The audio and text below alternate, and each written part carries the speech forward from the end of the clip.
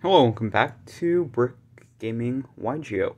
I'm back here today with a video of my first, or technically undefeated 4-0 Orcust, Bystial, Dragon Link, Horus deck. Ended up tying for first place. Due to tiebreakers, I'm getting second place, but whatever. Tied for first. It's fine, it's fine. This deck is completely insane. It's really good, and yeah, this is going to be an updated profile and just show how it's improved. Also, I'd like to mention that last week, not this week, but last week, ended up going 3 wins and 1 draw, and ended up at second place overall last week. So this deck is really powerful, so I'll just get right into it. First up, 3 Rebellion. This card's just insane. Just one of the best cards to see in your opening hand or anytime. Grabs you all of your Bystials, gets you into your branded continuous spells or traps.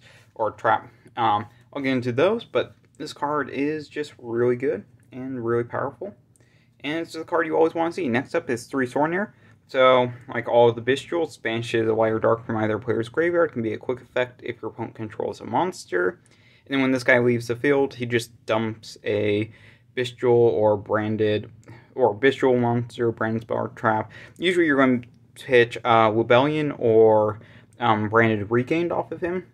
Those are usually the best targets. Next is 2 Druistorm. Druistorm is really good this format. I mean, non-target or non-destruction removal is just really powerful, and it's really good. And then 1 copy of Magma Hut. This just searches for all of your dragons, gets you wherever you need to go. Just a really powerful card. Always want to see it. Always want to have a way to get to it, and then gets you into everything else. So it just is always pretty nice. Then I play 3 Starliege Seifert.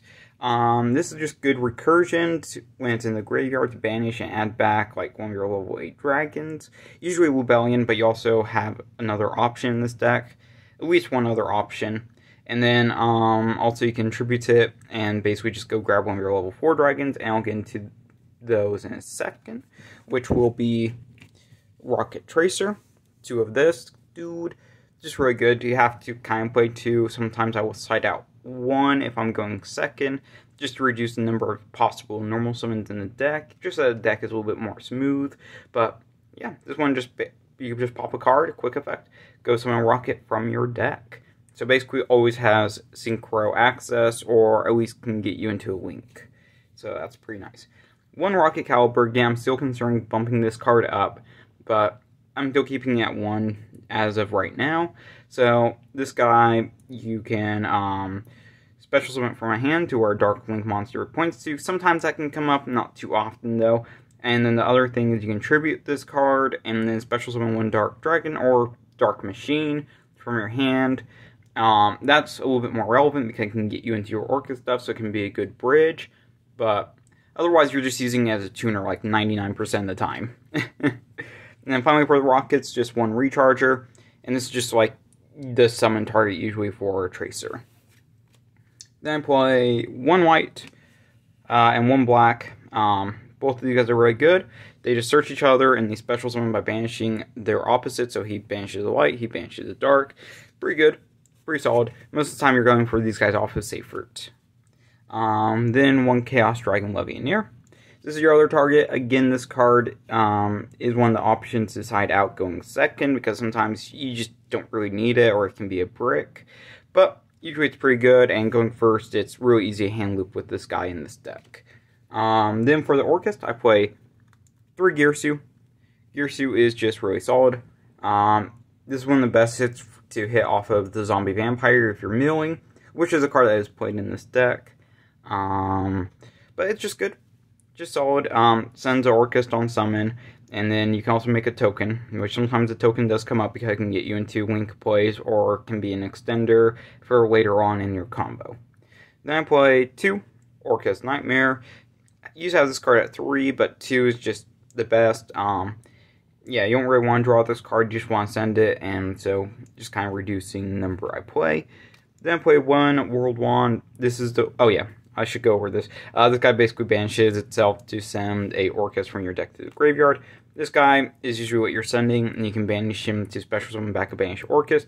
So, and also World Legacy is also, it can send World Legacy card. But basically you just send this, banish it, send World Wand, bring out Orcust Nightmare. Nice, simple, easy. And then finally, one simple skeleton. This card is just infinite value, but you only really want to play when you don't want to brick on this guy, and you only ever need one, because there's so many ways you can put back in your grave, back in your deck, whatever it may be. It's always easy recursion on him. Then for the Horus, I play 3 Mseti. 3 is just correct. You want to see this card as much as possible. 1 Happy. Happy is really good. He's just your recursion guy. Can target 2 engraved to either shuffle into the deck or add back to hand. So just really powerful. And then 1 Domitef. I think this is still better than Queb. Just in almost every single way. It can become a big beat stick. Easy OTK if your opponent doesn't put up a board. Like with, if you have all 3 of these guys, he's 3,600. So pretty nice. And then whenever something leaves, you draw cards equal to the number of different names you have. So pretty good card. And then 3 King Sarcophagus. This is just what you're going to grab off of Mseti. Pitch Mseti plus another card. Grab King Sark. Add that to your hand and then draw one. So that's pretty nice. Just gets you equal value, but it's actually better value because now you have Mseti in grave. And you likely have something easy to pitch off of King Sark to get going. So yep, that's all you play for that package. But pretty good. Then for the rest of the spells, 3 Quick Launch. Just grabs your rockets from deck, special summon them from deck. Pretty good, pretty nice. 3 Forbidden Droplet. Droplet is just really good. I mean, you just send stuff, you outboard, or you prevent your opponent from getting started. So yeah, just really good all around. So yeah, pretty nice card. Then I play 2 Triple Tactics Talent. Talent is just really, really good. I mean, people play stuff on your turn all the time. So, you know, getting that either, most of the time it's going to be a draw 2 or take if you're going second, but if you're going first, looking at hand can be really powerful as long as you're set up. Then 1 Call by the Grave. Pretty alright, pretty good. 1 Chaos Space, just grabs you whatever you need. 1 Foolish, just grabs you whatever you need basically because this deck just plays around with the graveyard so much. Then for the Orcust spells, 1 Babble and 1 Return, so you draw power and turn all your guys into quick effects. Usually you're going to grab this, and usually you just wait on this, unless you already are set up or already have Babble, in which case you go ahead and set this and get additional draw power. Then 1 Boot Sector Launch, this is just so you can play all your rocket stuff. And then finally, 1 Regained, 1 Beast, your Tribute and Pop. Basically, you're going to be tributing mostly Bystial, but every once in a while, if you have a Bystial on field plus a dragon, you can just get rid of the other dragon. And then Regained is whenever your opponent summons, once per turn, of course. When your opponent summons, you can bring back one of your Bystials from the graveyard, and then when something is banished from either player's graveyard, you can put a monster, of course, but you can put back into the deck, draw 1, pretty good.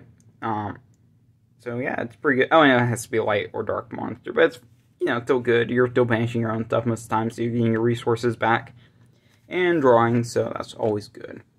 Then for the extra deck, 1 Striker, searches Boot Sector Launch, gets all your play started with your dragons, so pretty good. 1 Heraldic Seal. I would play more, but you can loop this card back to your extra deck super easily. So all you really need is 1. And then this is just like a tribute non-targeting bounce face-up card during your opponent's turn. And then when it's tributed, you can special summon dragon from your deck. So if you put this up and you get nibbed, you just get a free dragon and you can just keep playing. So pretty nice. 1 IP Masquerena. Generally, if you open a good hand, you can end on this card, plus Heraldic Seal, plus a bunch of other stuff. So, pretty good for that. 1 Dark. Just reborn from your opponent's grave. Pretty good. Extender. 1 Nightmare Unicorn. Discard and shuffle, just good. 1 Access Code. Don't really make this card a ton, but when it does come up, it's pretty good. 1 Borland Dragon. Did not make this card at all this tournament, but every other tournament I've played in, I've made this card plenty of times. Basically, you can just reborn a rocket to negate something on the field. Your opponent can't respond to it, and it has a bunch of protection from battle or card effects, and can be targeted by like card effects as well. It's basically just a bunch of protection on it. I think that refers mostly to monsters, yeah. But still pretty good. Just a good end board card if you can get to it. Then I play 1 Galatea. I cut it down to 1 because that's all you need in this build. If you're not playing the Dragon Link stuff, you probably play 2. I was playing 2, but I realized I just never made the second one because you're never getting that far into the duel where you really need to make a second one most of the time. And there's other better options most of the time. 1 ding because you only need 1 ding. Super easy making this deck. You can either hard make it or make it with Galatea, but you're always making it with Galatea, like 99.999% of the time. And then it just lets you get back material, attach or send. So it's also good non-targeting removal card. So yeah, that's all you play for the Orcust in the extra deck, because you don't need to play a lot. Then for the generic rank 8s, I play 1 copy of number 90. At this point, I kind of have to, just because Nib is a card, and most of the time I want to play around Nib, and that's just the easiest way to get to it before making a huge board. 1 Zombie Vampire. If I can make number 90 first and then go Zombie Vampire, that's pretty nice. Or alternatively, I could go number 38. So I can either set up double negates this way, or if I kind of brick and don't have anything else to go for, I can make Zombie Vampire just to extend further. Then for the Synchros, I play 1 Borreload Savage Dragon. Just easy negate. 1 Baron de Fleur. Made this card all day long. Pretty much every time I got a chance, I would make this card. And then if I still had resources, I would go Savage. So, yeah, pretty good. And then 1 Bystial Dispower. This card's a little bit more situational in my opinion, but it can be a good extender. And also the negate and pop on it is pretty nice, where you can choose kind of between them. So yeah, pretty solid. Good options in the extra deck. Then for the side deck, 3 Droll and Lockbird. Just good card. 3 Gamma Seal. This can be changed out for Lava Golem pretty easily. I still think Gamma Seal is a good option, even though Kaijus might not be as good in this format. I still just think it's a good option.